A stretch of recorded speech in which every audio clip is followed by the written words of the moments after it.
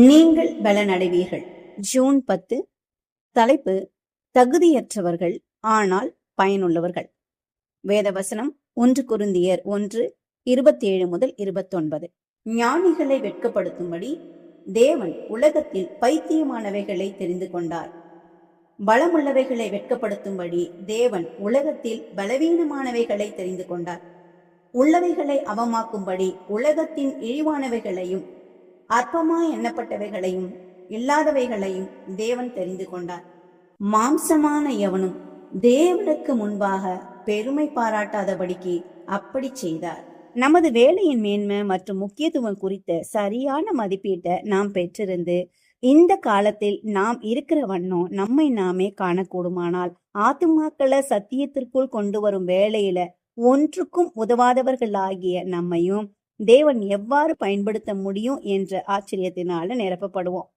நாம் நமது பிரத்யேக சிறப்புரிமைகளுக்கு பின்பாக மிகுந்த தொலைவில் இருப்பதால நம்மால புரிந்து கொள்ள முடிய வேண்டிய அநேக காரியங்களை நாம் கிரகித்துக் கொள்வதில்லை.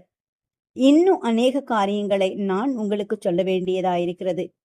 அவைகளை நீங்கள் இப்பொழுது தாங்க மாட்டீர்கள் என்று யோவான் 16:12 இயேசு தமது சீஷர்களிடம் கூறினார். இதுவே நமது நிலையாகும். அவர்கள் அவருடைய வார்த்தையின்படி செய்கிறவர்களாக இருந்திருந்தால் அவர் அவர்களுக்கு வழங்கிய சத்தியத்தை ஒவ்வொன்றாக அவர்கள் மேம்படுத்தி இருந்தால் அவர் அவர்களிடம் என்ன சொல்ல வேண்டும் என்றிருந்தாரோ அதை அவர்கள் புரிந்து கொண்டிருக்க மாட்டார்களா என்ன?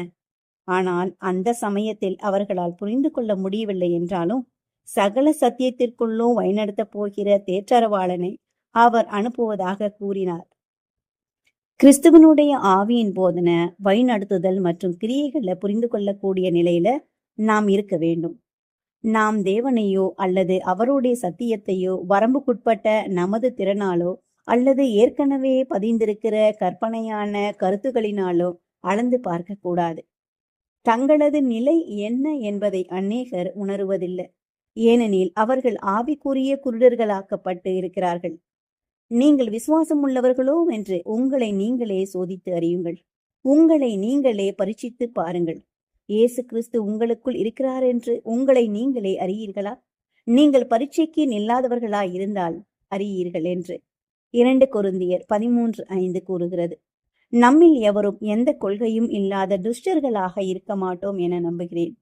விசுவாசத்தினால் கிறிஸ்து உங்கள் இருதயங்களில் வாசம் செய்கிறாரா? அவருடைய ஆவி உங்களுக்குள் இருக்கிறதா? இருந்தால் கிறிஸ்து யாருக்காக மரித்தாரோ அவர்களுடைய ரட்சிப்பிற்கான ஓர் ஆழ்ந்த விருப்பம் உங்கள் ஆத்மாவில் காணப்படும். இதனால் சுயம் முக்கியத்துவமற்றதாகி காணாமற் போகும். கிறிஸ்து மட்டுமே உயர்த்தப்படுவார். கிறிஸ்துவுடன் இணைக்கப்பட்டவர்கள் என தங்களை கூறிக்கொள்பவர்கள் தேவனுக்கு உடன் ஊழியக்காரர்களாக இருக்க வேண்டும். தேவ ஜனம் உலகத்தை எச்சரிக்க வேண்டும். மனுஷகுமாரன் மேகங்களின் மேல் வரும்போது அவருடைய கோபாக்கினியின் நாளில் நிற்கத்தக்க ஒரு ஜனத்தை ஆயத்தம் செய்ய வேண்டும். கிறிஸ்துவினுடைய சபையின் அங்கத்தினர்கள் பரலோகத்தை நோக்கிய பிரகாசமான பாதையை உலகத்தில் ஏற்படுத்தி இயேசுவிடமிருந்து வெளிச்சத்தின் தெய்வீக ஒளிக்கதிர்களை சேகரித்து அவைகளை பிறருக்கு பிரதிபலிக்க வேண்டும். இன்றைய நாளுக்குரிய செய்தி October 8, 1889 the Review and Herald என்ற பத்திரிகையில் வெளிவந்த செய்தியிலிருந்து எடுக்கப்பட்டது.